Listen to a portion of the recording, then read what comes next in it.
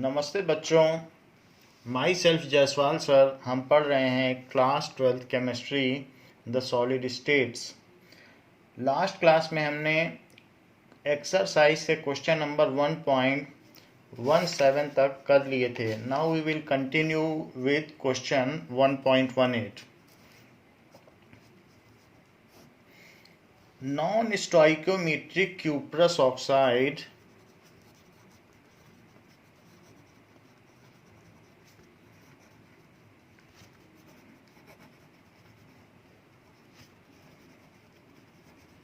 that is Cu2O can be prepared in laboratory.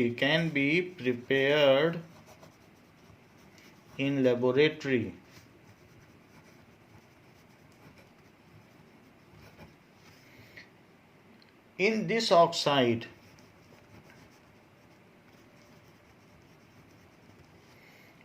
copper to oxygen ratio is copper to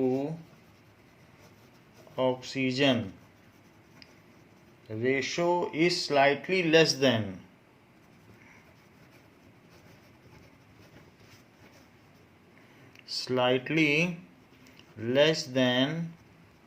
2:1. Can you account for the fact? Can you account for the fact that this substance is a p-type semiconductor, that this substance is a p-type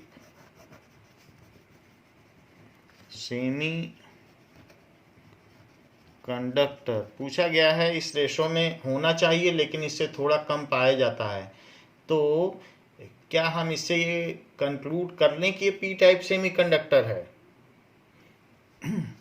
now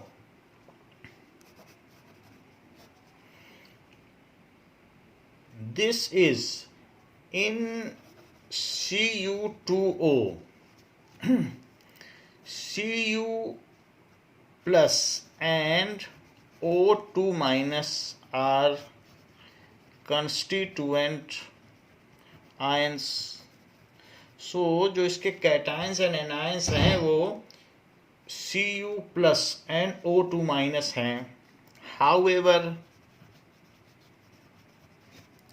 some of Cu plus ions are replaced by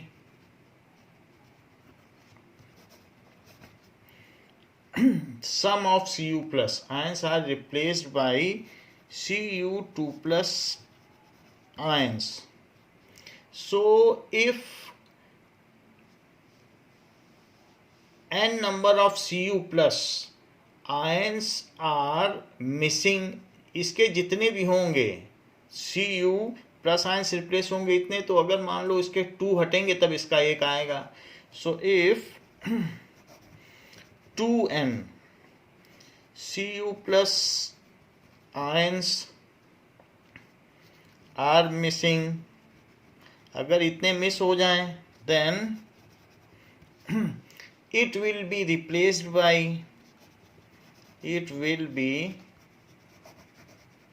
replaced by NCU2 plus ions.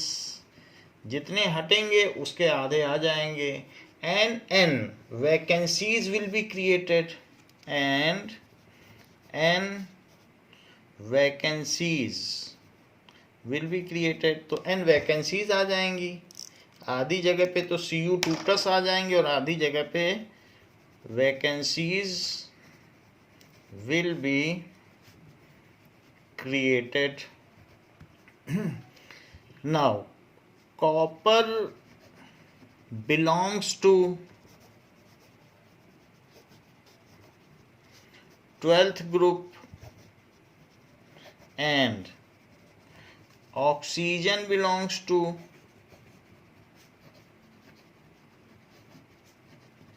6 16th group.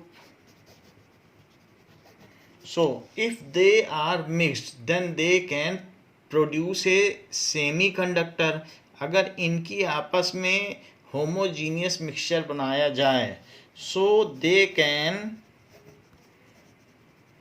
Produce, हमने देखा था 12 और 16 group का भी आपस में बन सकता है, produce semiconductor with some of vacancies. अभी वैकेंसीज क्रिएट हो गई ना, यहाँ पे n वैकेंसीज हमने लिखा है कहीं पे कि n वैकेंसीज क्रिएट हो गई. So with some of vacant holes, so it will act as p-type semiconductor. तो ये p-type semiconductor की तरह काम करेगा. कहा गया है कि ferric oxide crystallizes ferric oxide crystallizes in a hexagonal close packed array. In a hexagonal closed packed array.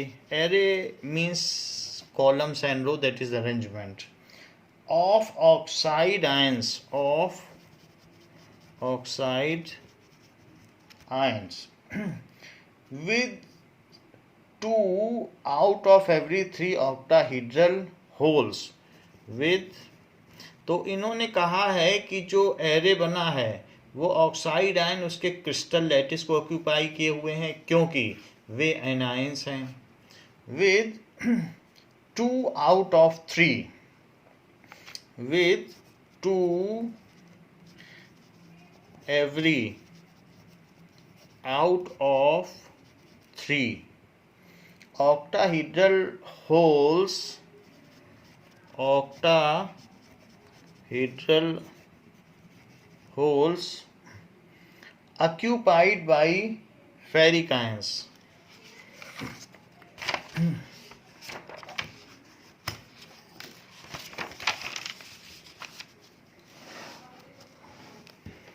Occupied by ferric ions.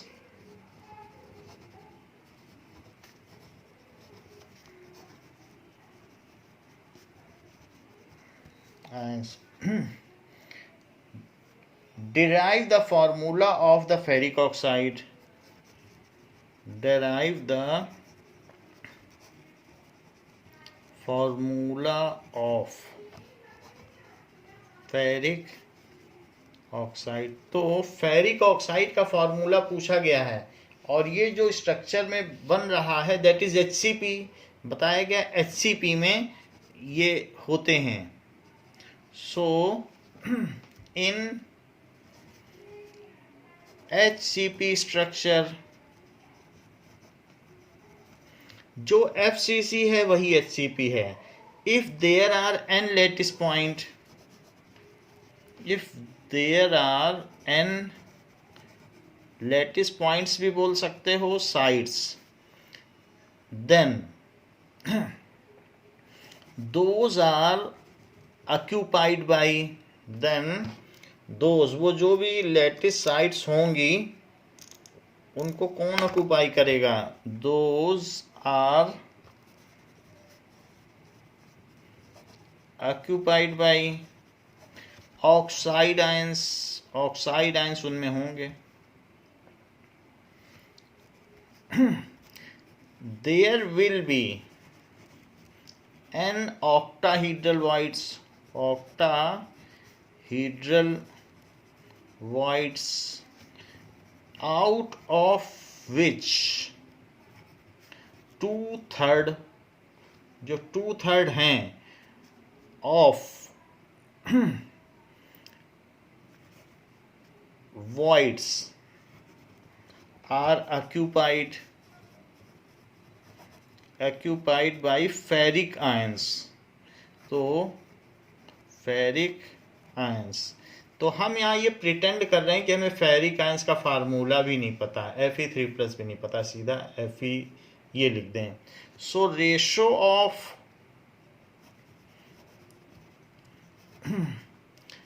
तो रेशो ऑफ आयंस ऑफ, सबसे पहले पॉजिटिव आयंस लिखे जा सकते हैं। So positive ions of positive to negative ions.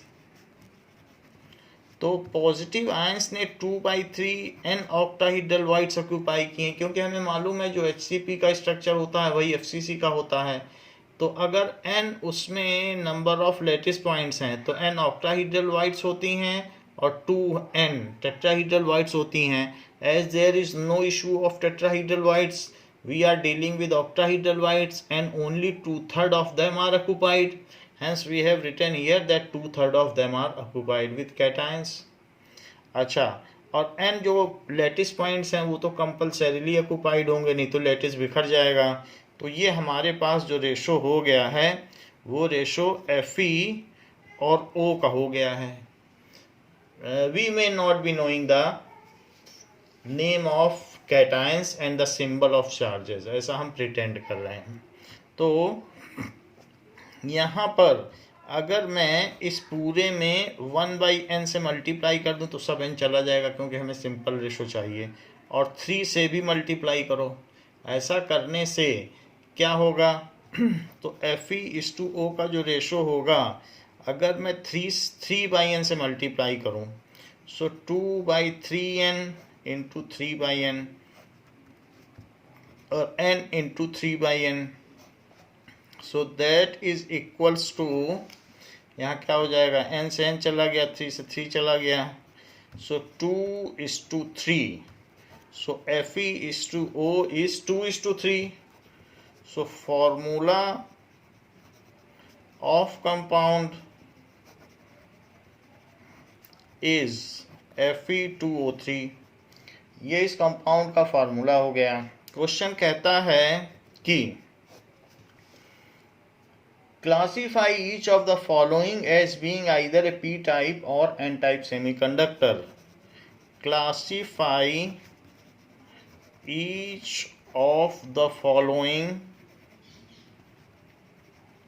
As P type और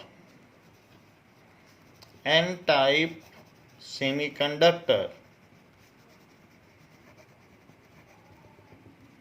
तो ये जो नीचे दिए गए उदाहरण हैं इनको पी टाइप और अन टाइप अर्धचालकों में वर्गीकृत करें।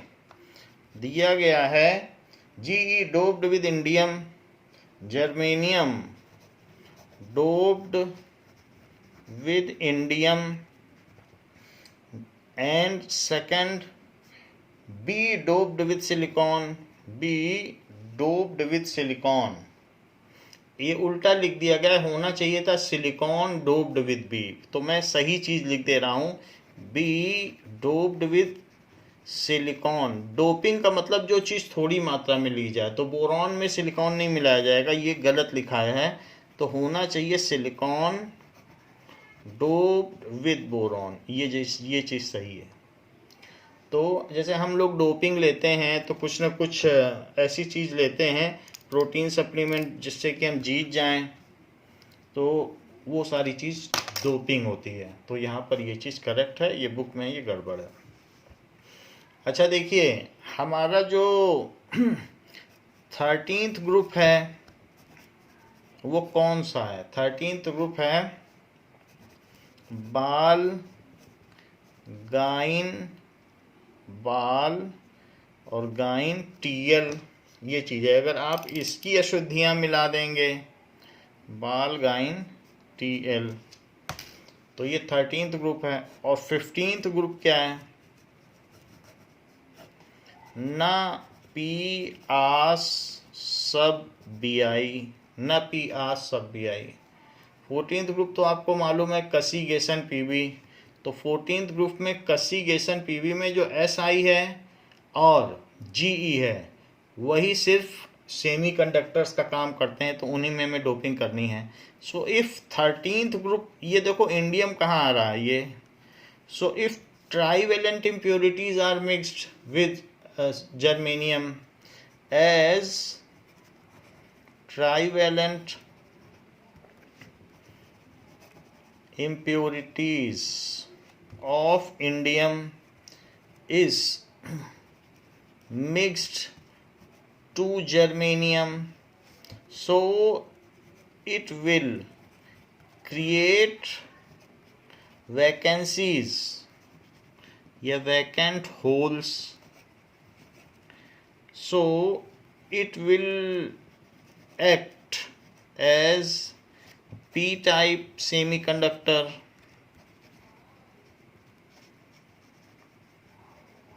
तो ये एक पी टाइप सेमीकंडक्टर की तरह काम करेगा.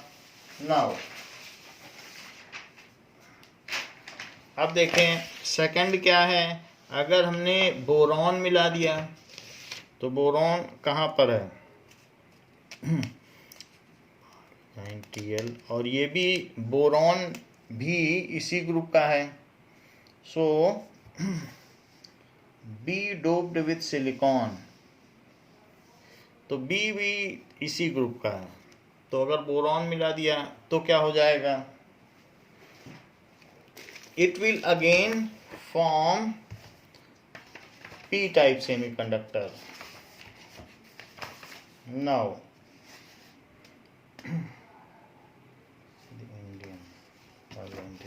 So you can write second case में भी यही चीज लिख सकते हैं कि as B is of 13th group, B भी 13th ग्रुप का है. So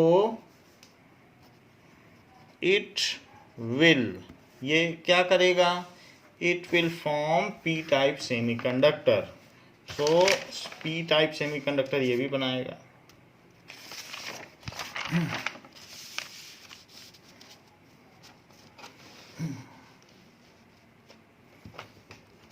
p-type semiconductor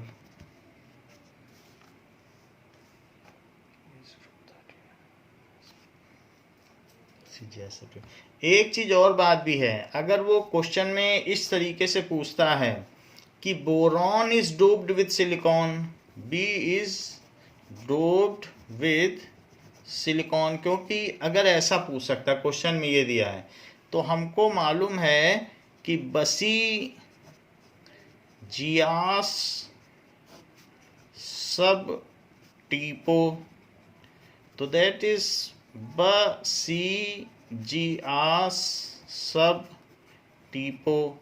ये सभी सेमीकंडक्टर की तरह काम करते हैं, ये सभी सेमीकंडक्टर हैं.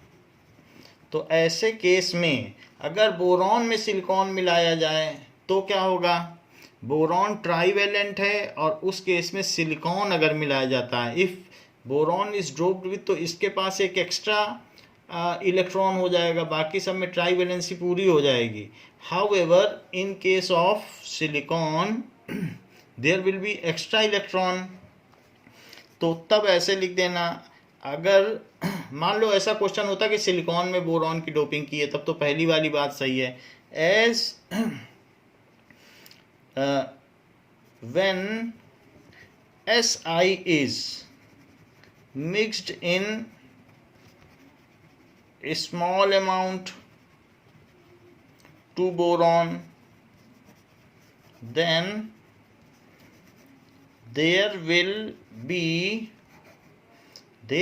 some extra electrons. तो वो जो फोर्थ इलेक्ट्रॉन सिलिकॉन में होगा, there will be excess electron जो कि नॉन बॉन्डेड होंगे, which are free to move.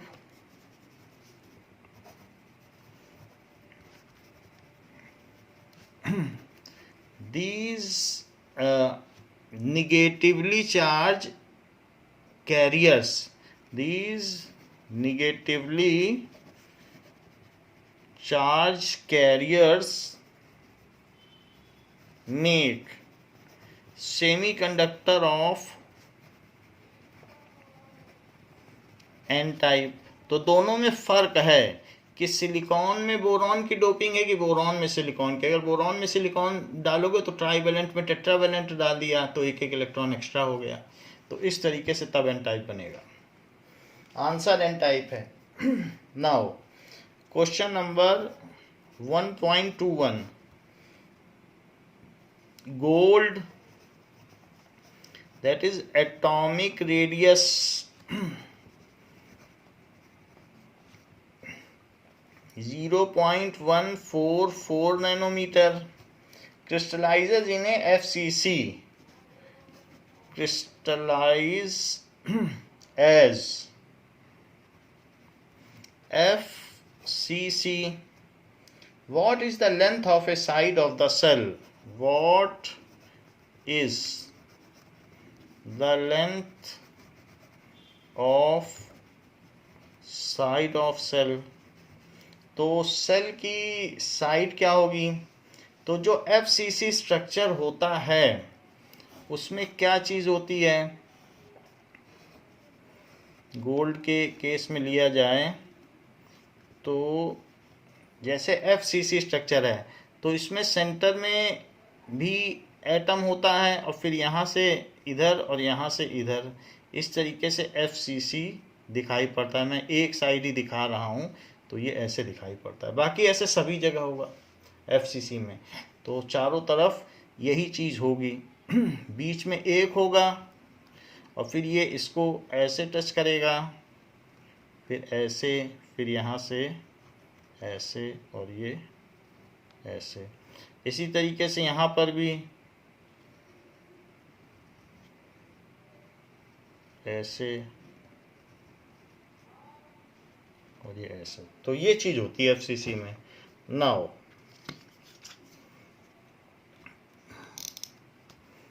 यहाँ पर इस तरीके से ये दिखाया गया।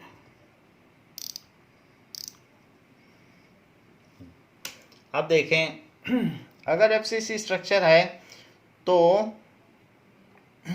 आपको क्या चीज़ दी गई है? एटॉमिक रेडियस दिया गया है और हम ये बात जानते हैं कि अगर ये चीज़ A है तो AC क्या है? Face diagonal. So face diagonal AC is equals to A√2, लेकिन वही साथ ही साथ R, 2R और R।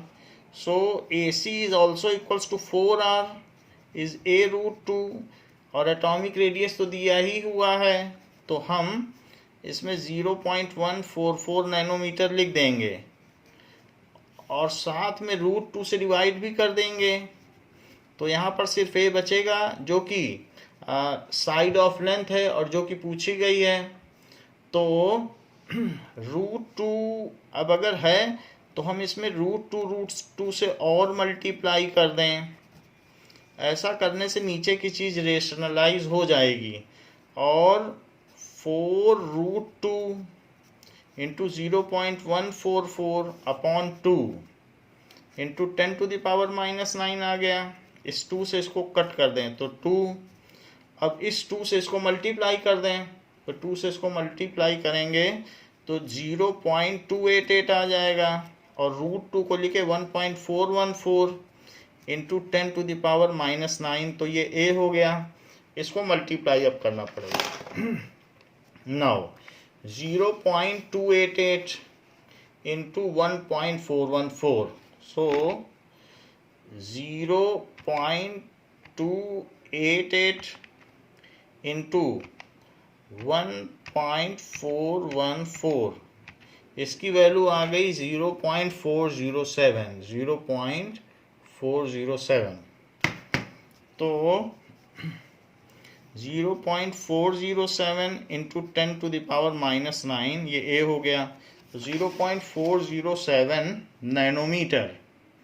तो अगर आप लेंथ सेंटीमीटर में लिखना चाहते हैं तो सेंटीमीटर में लिखिए। अभी तो ये चीज़ आई है, ये हमने सब कुछ मीटर में ले लिया था, नैनोमीटर दिया था तो नैनोमीटर दिया था तो यहाँ हमने मीटर ले लिया।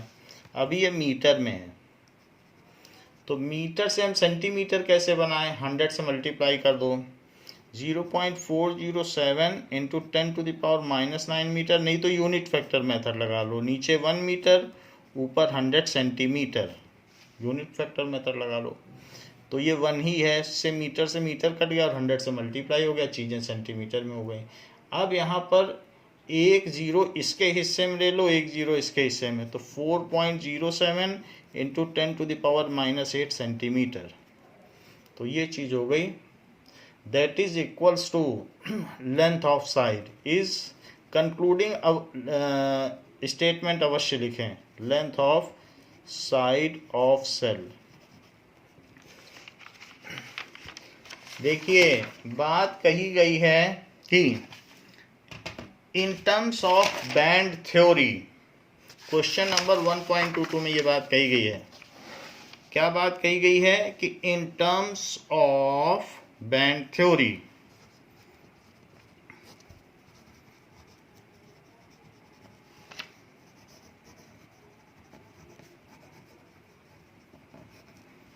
band theory, what is the difference, what is the difference between a conductor and insulator, between a conductor and insulator। और सेकंड पॉइंट क्या कहा गया है, ये तो फर्स्ट क्वेश्चन पूछा गया है कि between a conductor and insulator, और सेकंड क्या है, between a conductor and semi conductor, a conductor and semi conductor, ये चीज कही गई है। नाउ द फर्स्ट वाला केस देखें, conductor and insulator. The forbidden energy gap in conductor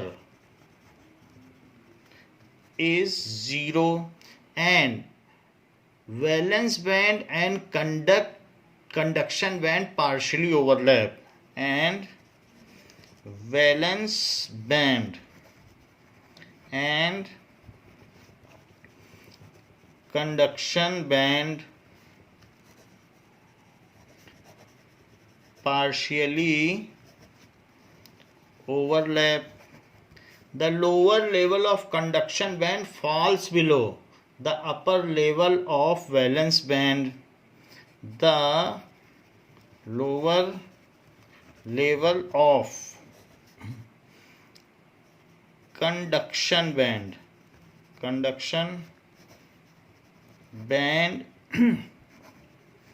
falls below the upper level of valence band. ये बात लिखनी है आपको कि जो कंडक्शन बैंड है और जो वैलेंस बैंड है, तो इस तरीके से उनमें होगा ऐसे। तो जो ऊपर वाला बैंड है वो हो गया कंडक्शन बैंड, तो और नीचे वाला है वैलेंस बैंड। तो कंडक्शन बैंड नीचे है, the lower level of conduction band is below the upper level of valence band. ये वैलेंस बैंड है और एक कंडक्शन बैंड है। ऐसा मेटल में है, मेटल लिख लीजिए या कंडक्टर, जो भी कंडक्टर हो, ग्रेफाइट भी कंडक्टर है। अब देखिए, इन केस ऑफ इंसुलेटर, इंसुलेटर पूछा गया है। इन case of insulator, forbidden energy gap is quite large. Forbidden energy gap is quite large. It is greater than 6 electron volt. And यही बात है, So lower level of conduction band lies above valence band, upper level of valence band. Lower level of conduction band lies far above upper level of valence band. तो इस तरीके से है कि ये अगर ऐसे है तो इनके बीच में 6 इलेक्ट्रॉन वोल्ट या जो एनर्जी गैप है दैट इज़ ग्रेटर, जो Eg है it is greater than 6 electron volt. जहाँ ये कंडक्शन बैंड है और ये वैलेंस बैंड है, ऐसा इंसुलेटर में है। Say that they do not conduct electricity at normal potential difference. When high potential difference is applied, then they lose their chemical properties and burn completely. अच्छा, जो second part है उसमें भी आपको कंडक्टर के बारे में तो वही लिखना है जो हमने लिखवाया है। सिर्फ मैं आपको यहाँ पर सेकंड पार्ट में सेमी कंडक्टर की और बात बता दूं तो वही सब चीज़ हैं, तीनों एक साथ हैं। जिसके जिसके बीच डिफरेंस लिखना हो लिख लीजिएगा। तो फर्स्ट एंड सेकंड दोनों एक में ही हो जाएंगे। तो इन सेमी कंडक्टर अब क्या होगा, in semi conductor the forbidden energy gap is small, that is 0.6 electron volt to 1.6 electron volt. So even at room temperature,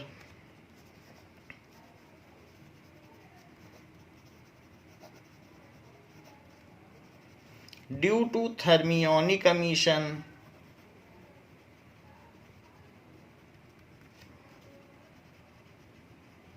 some electron from valence band migrate to conduction band. Some electron from valence band migrate to conduction band and conduct electricity. In very small amount,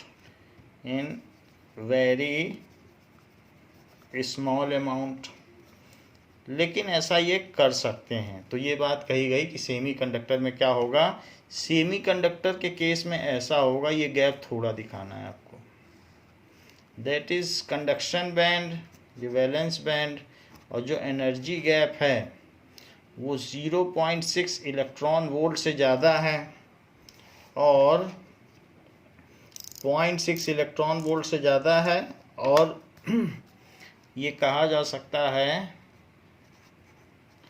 1.6 electron volt के बीच का। ये this is semi conductor. बसी जिया सब टीपो, यही 7 semi conductors हैं।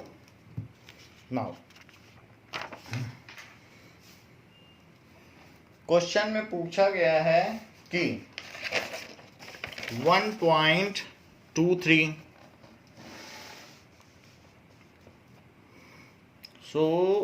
1.23 question में पूछा गया है, explain the following terms with suitable example. Explain the following terms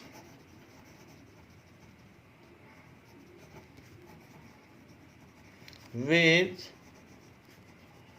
suitable examples। जैसे कि पहली बात कही है शॉर्टकी डिफेक्ट, फ्रैंकल डिफेक्ट। तो शॉर्टकी डिफेक्ट ये हमने आपको बता दिया है, तो आप पहले वाले से देख लें। फ्रैंकल डिफेक्ट ये भी आप देख लें और एग्जाम्पल भी देख लें। AGBR तो खैर दोनों में कॉमन है। इंटरस्टिशियल एंड एफ सेंटर, ये भी पूछा गया है। सो इंटरस्टिशियल तीसरी बात पूछी गई है।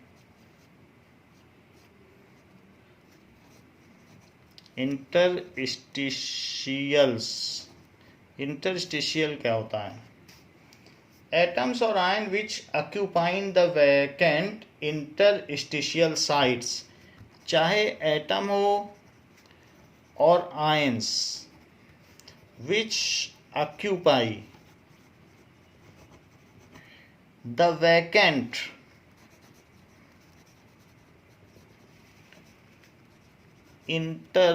इंटरस्टिशियल साइट, या उसे वॉइड भी कह सकते हैं,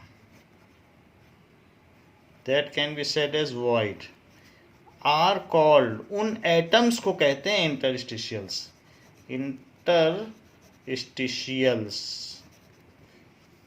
now the formation of interstitial depend on the size of atom. The formation कि कौन किस साइड पे बैठेगा, हमने आपको रेडियस रेशो बताए थे, तो उसके हिसाब से है। The formation of interstitial depend on size of atom, size of atom, and it should be able to fit in void and well trapped in it, उसमें फंस जाए और निकले ना। इट ऐसा ना हो कि सॉलिड हिलाओ तो आवाज करे, वो इधर से उधर चला जाए, ऐसा नहीं होना चाहिए, उसी में ट्रैप्ड हो जाए। सो इंटरस्टिशियल हो गया। That defect, the defect thus arises due to presence of an extra cations in interstitial sites is called interstitial defect। तो ये तो बात हमने बता दी कि उनको इंटरस्टिशियल्स कहते हैं, और फिर हमने अलग अलग रेंजेस भी बताई हैं आपको कि 0.155 टू 0.225 से, जो यहाँ से यहाँ तक रहे, फिर 0.225 से 0.414, ये रेडियस रेशो है, कैटायन और एनायन का रेडियस रेशो है।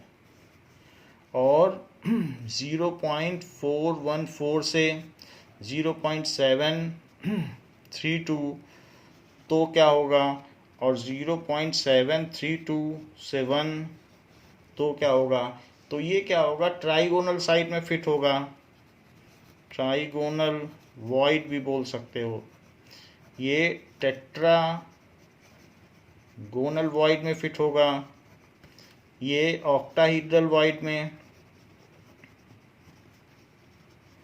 और ये बॉडी सेंटर्ड क्यूबिक वॉइड।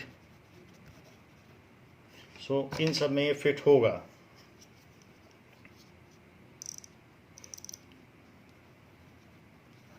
ये चीज बताइए। तो इन सब के आप एग्जाम्पल देख लीजिएगा। कुछ एग्जाम्पल तो मुझे याद हैं, B2O3 जैसे इसमें है, इसमें CSCl है, और इसमें ZnS है, और NaCl। तो ऐसे एग्जाम्पल आप लिख लीजिएगा। तो ये इनका रेडियस रेशो है। इस चीज़ को क्या कहते हैं, रेडियस रेशो। तो अलग अलग रेडियस रेशो जैसा होगा वैसे वो फिट हो जाएगा। If some extra atoms or ions are present in interstitial sites, then it is called interstitial defect। If some extra, जैसे वैकेंसी डिफेक्ट होता है ऐसे interstitial defect, if some extra cations or atoms are present at interstitial site, then it is called interstitial defect। तो ये चीज़ भी कही गई है कि इंटरस्टिशियल डिफेक्ट होगा कि अगर इंटरस्टिशियल साइट पर कुछ एक्स्ट्रा कैटायंस या एनायंस आ जाएं तो इस तरीके का डिफेक्ट अकर करता है। जैसे कि फ्रैंकल में तो डिसलोकेशन होता है और शॉर्टकी में वैकेंसी डिफेक्ट होता है। इंटरस्टिशियल डिफेक्ट तो अलग ही तरीके का होता है। It occurs in non ionic compound. It occurs in non ionic compounds. तो ये बात हो गई। नाउ चौथी बात कही गई है, एक और फोर्थ पार्ट भी पूछा गया है, that is F centre. F centre के बारे में भी आपको बताया जा चुका है कि एफ सेंटर क्या होता है, तो उसके बारे में आप लिख सकते हैं। क्वेश्चन कहा गया है 1.24 aluminium crystallises in A cubic close structure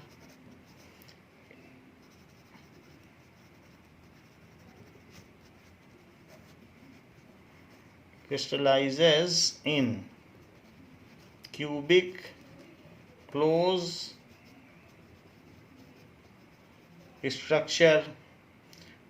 Its metallic radius is 125 pm. Cubic closed packing structure. Packing structure ये चीज है। Now its metallic radius R की वैल्यू दे रहा है इज 125 पिकोमीटर। आर देने से ए आ जाएगा, साइड लेंथ आ जाएगी। What is the length of side in the unit cell. अब ये क्वेश्चन ऐसा किया है पीछे, what is the length of side of unit cell. How many unit cell are there? How many unit cells are there in 1 centimetre cube. 1 centimetre cube में कितनी ऐसी unit cell होंगी ऑफ एल्यूमिनियम।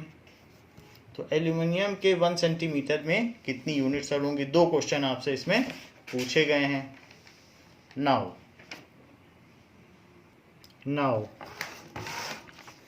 अब देखिए ये CCP है, that is cubic close packing. तो CCP तो FCC होता है, तो CCP इज FCC स्ट्रक्चर। तो FCC स्ट्रक्चर में क्या चीज होती है, किसी भी फेस में आप ले लें तो कोई भी फेस ले लें, ये फ्रंट का ही फेस ले लें तो बीच में एक एटम होगा और एक यहाँ होगा, एक यहाँ होगा और एक यहाँ पर होगा और एक यहाँ पर होगा, इस तरीके से होगा। और बाकी ऐसे ही यहाँ पर भी स्ट्रक्चर होगा। आप इसे चाहें तो शेड कर दें, कि न बनाना चाहें तो शेड कर दें ऐसे। तो ये चीज़ है, यहाँ पर ये चीज़ होगी A√2 और ये A होगी। तो आपसे पूछा जा रहा है what is the length of side, A पूछा जा रहा है, जबकि A√2 AC कितना है A√2 और वही AC और क्या है R, 2R और R, that is equals to 4R। 4R भी है AC और साथ में A√2 भी है क्योंकि फेस डायगोनल है। तो हमको तो ये चाहिए, दैट इज 4R/√2।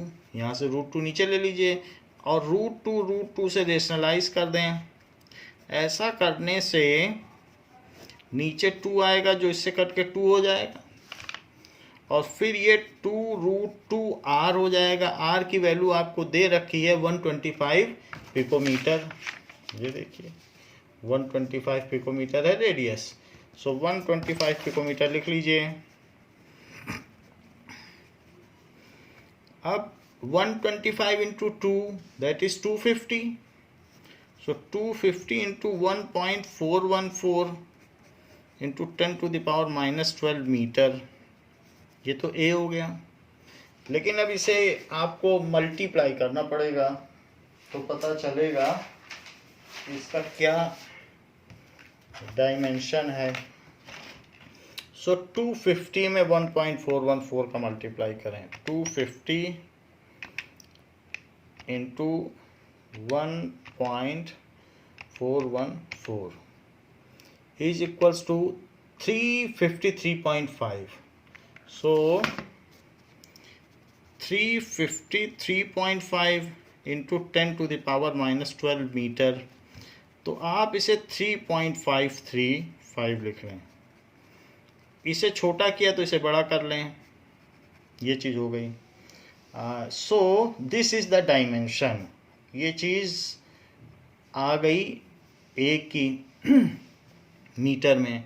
अब आपसे पूछा जा रहा है कि सेंटीमीटर क्यूब, अगर ये दिया गया है कि 1 सेंटीमीटर क्यूब एल्यूमिनियम है, 1 सेंटीमीटर क्यूब का एक पीस ले लिया सेकंड पार्ट, तो 1 सेंटीमीटर, हर साइड 1 सेंटीमीटर हो, जैसे पासा होता है डाइस, तो उसकी हर साइड कितनी होती है, तो इसमें तो बहुत सारे एल्यूमिनियम होंगे।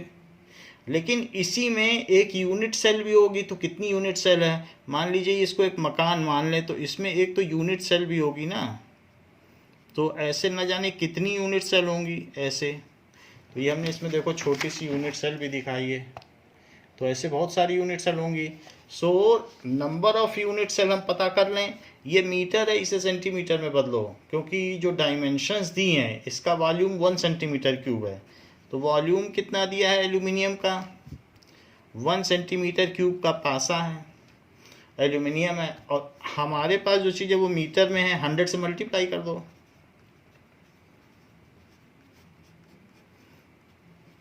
ये सेंटीमीटर हो गया। So number of Al atoms is equals to volume of जो भी दिया गया sample, volume of sample divide by volume of unit cell, volume of unit cell. Unit cell बहुत छोटी दिखाई, यहाँ पे हमने दिखाई है छोटी सी, बिल्कुल यही है। सो ये 1 सेंटीमीटर क्यूब है, और वॉल्यूम ऑफ यूनिट सेल कैसे निकालोगे, इसी का क्यूब करो, तो ए क्यूब करोगे तभी तो वॉल्यूम ऑफ यूनिट सेल आएगा। तो 1 सेंटीमीटर क्यूब अपॉन 3.535 इंटू 10⁻⁻8 का क्यूब, तो वहाँ पर भी सेंटीमीटर क्यूब ही आ जाएगा, क्योंकि ये सेंटीमीटर है तो क्यूब बन जाएगा। अब देखिए ये तो -8 ऊपर चला जाएगा तो 10⁻24 बन जाएगा, और 1/3.535 का क्यूब, ये है क्यूब, तो लगाना पड़ेगा इसमें, तो पहले तो क्यूब ही करो, फिर उसके बाद 1 से डिवाइड करो, तो 1 कैसे कर दिया जाए, 1 divided by 3.535 divided by 3.535 divided by 3.535 is equals to, तो 0.02 आ रहा है। तो चेक कर लेते हैं कि 0.0226 आ रहा है, 0.0226 इंटू 10⁻24। अब इसको आप क्या करें, थोड़ा सा बड़ा कर लें, तो 2.26 इंटू 10⁻22 जो भी होंगे number of unit cells are unit cells, इतनी यूनिट सेल्स हो जाएंगी, यानी 10⁻22 ये छोटी छोटी जो सेल दिख रही है ना, इतनी यूनिट सेल्स होंगे, इतनी ऐसी इतनी यूनिट सेल्स होंगी। आपको मालूम है एफसीसी में 4 एटम होते हैं, तो अगर कोई पूछे कितने एटम्स है तो 4 का मल्टीप्लाई कर देना, तो एटम्स भी पता चल जाएंगे। तो जो चाहे, अगर वो यूनिट सेल पूछे तो यूनिट सेल, अब FCC है तो 4 एटम्स पर सेल, तो उससे मल्टीप्लाई कर दो। नाउ क्वेश्चन पूछा गया है कि if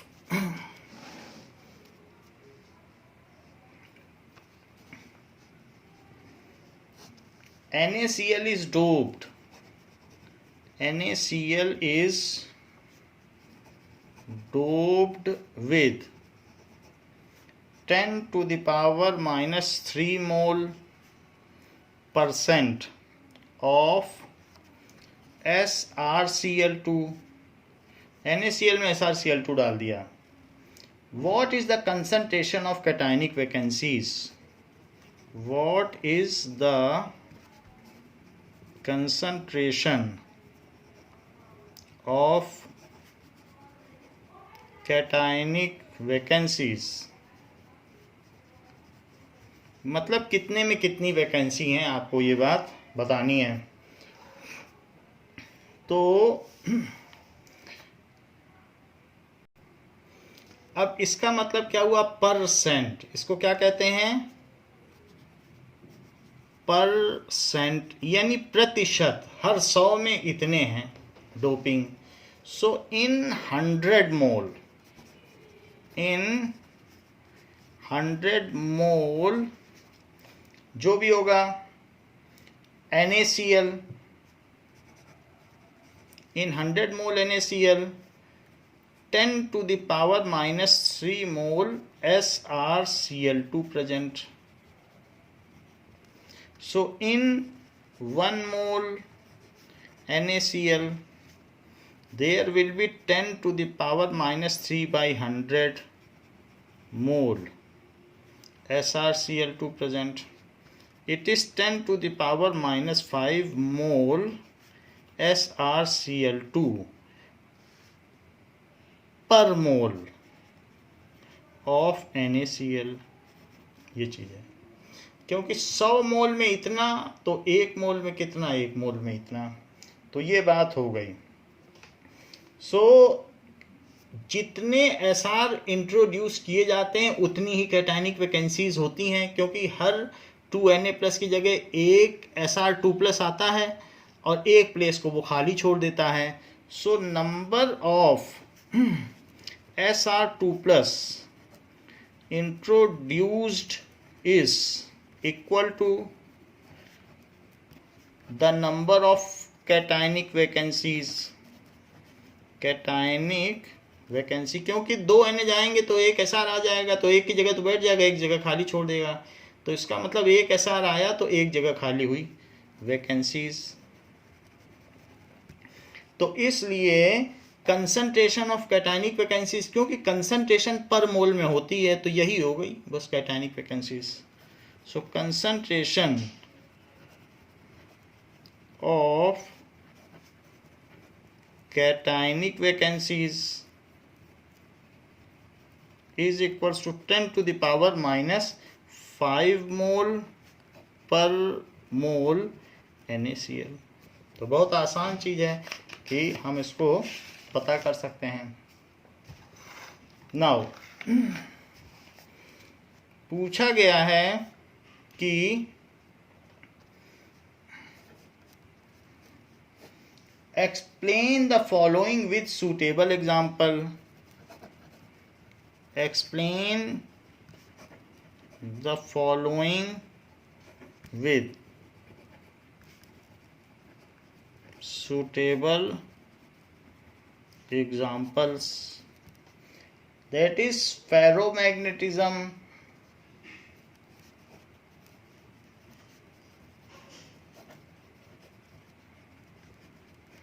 next is paramagnetism,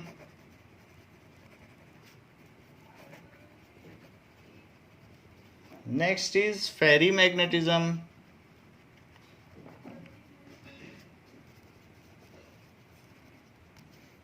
anti-ferromagnetism,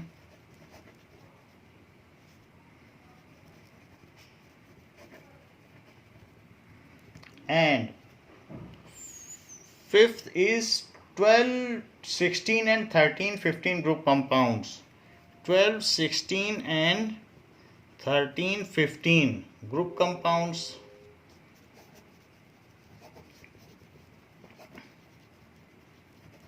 देखिए पहले के सभी के तो हमने बता दिए हैं, ई बता देता हूं इसमें ZNS, CDS, HGS are 12, 16 group compound, जबकि ALP यानी 13 और 15 का मिला दिया, गैलीनियम आर्सेनाइड एंड इंडियम स्टिबाइड, या एंटीमनी है तो स्टबियम है तो इंडियम एंटीमोनाइड आर ये 13 to 15 ग्रुप कंपाउंड्स। सो ये चीज़ होती है। तो इसमें दो दो का लेन देन है, so these are less covalent. इसमें 3 है तो 3 लेना और 3 देना ये फिजिकली पॉसिबल नहीं है। इसमें आयनाइजेशन एंथैल्पी बहुत लगेगी, 8000 9000, तो इसलिए ये कोवेलेंट हैं और जबकि ये आयनिक हैं। सो प्राइमरीली आयनिक हैं, ये मोर आयनिक, प्योर ज़्यादा इसके कंपैरिजन में मोर आयनिक है और ये मोर कोवेलेंट, क्योंकि 3 की तो कोवेलेंसी ही हो सकती है। सो मोर कोवेलेंट, ये चीज़ हो गई। तो बच्चों ये जो हमारा द सॉलिड स्टेट चैप्टर है, इस चैप्टर में इतना ही है। तो इस क्लास को यहीं तक रखते हैं और नेक्स्ट क्लास में हम नेक्स्ट चैप्टर पढ़ेंगे, सॉल्यूशंस। थैंक यू बच्चों।